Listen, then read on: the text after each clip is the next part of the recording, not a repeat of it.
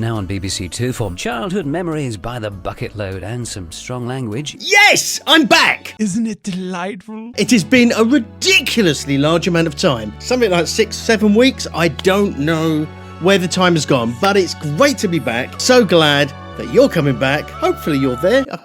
Maybe you're there, but thank you for coming back. Let's crack on with this. I don't know what that was. Let's crack on with this video. Do it.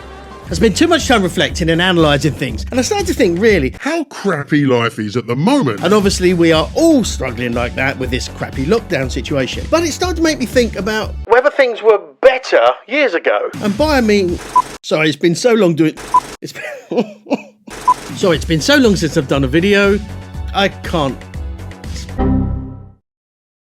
It's been so long since I've done a video. I really can't remember how to speak. So as I said, I started to think, was life much better way back in the day? Back when we were kids. Was it really better? Because we seem to remember it and think of it as being better. But was it? Was it really back in the good old days? Doing that over there because obviously that's the past.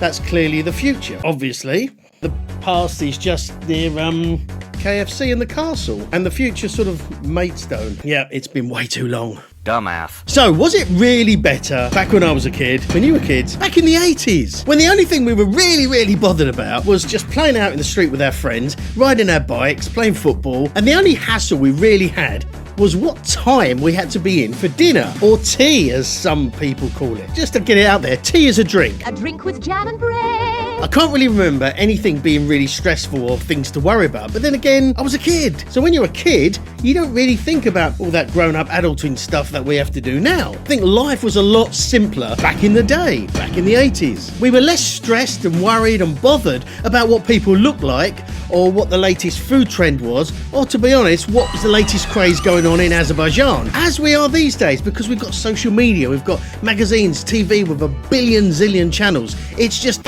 in our faces constantly all the time. But back then there was only 4 TV channels, actually only 3 really, and one came in the early 80s. Good old Channel 4. Now this may be my old grey memory just fading and not remembering any of the crappy bits, but it did seem a lot simpler then. Probably? So exactly what the fuck am I talking about? And more importantly, why do you care? I don't know. You there, sitting there, I can see you, and I know you're thinking about listening to Duran Duran and eating a marathon.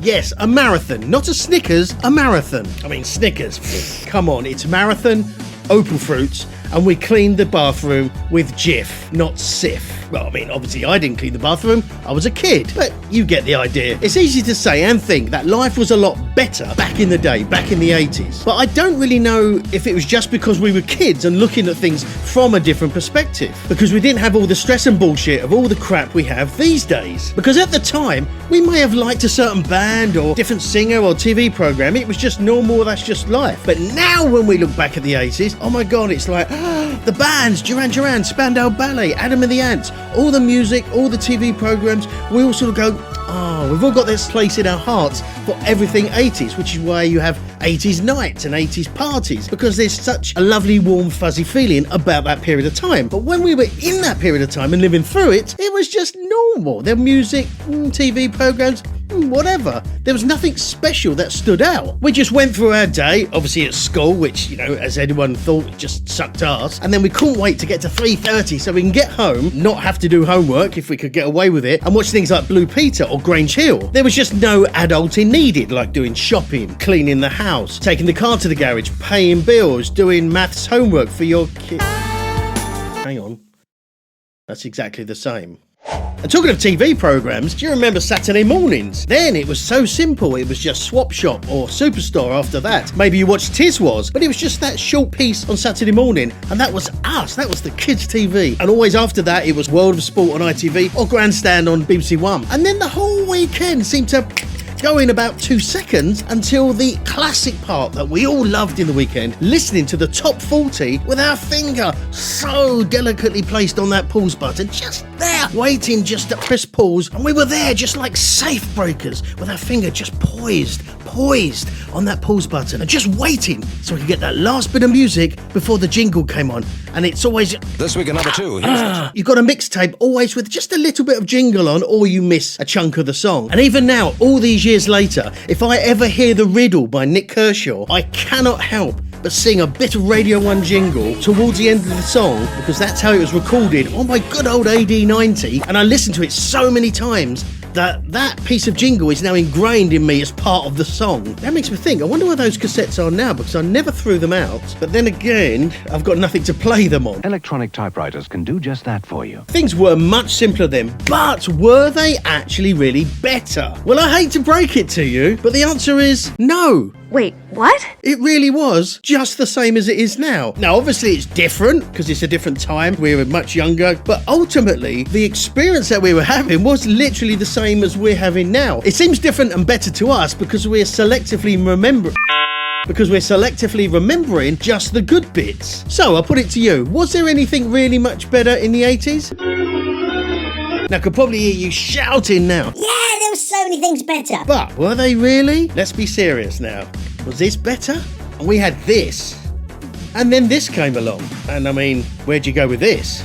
See my point? Was it really better, or are we just choosing to remember the good bits? We were the last real generation without computers. Home computers came in the 80s, and I remember really fondly when I got my ZX Spectrum 48K. Now, just for you people that don't know what that means, 48 kilobytes of RAM. That's operational memory, not storage. So there was zero storage. Every time you turned it off, it went back to how it came out from the factory. I think 48K really is less than a spoon or a cat's claw or maybe a badger's snout. It's tiny. But that didn't stop me, and probably you, from playing those amazing games which seem so groundbreaking. Can you remember Manic Miner and Jet Set Willy? They were just a whole different world. And of course, loading the games took a while, and looking back now was a bizarre experience. Back then, you had this.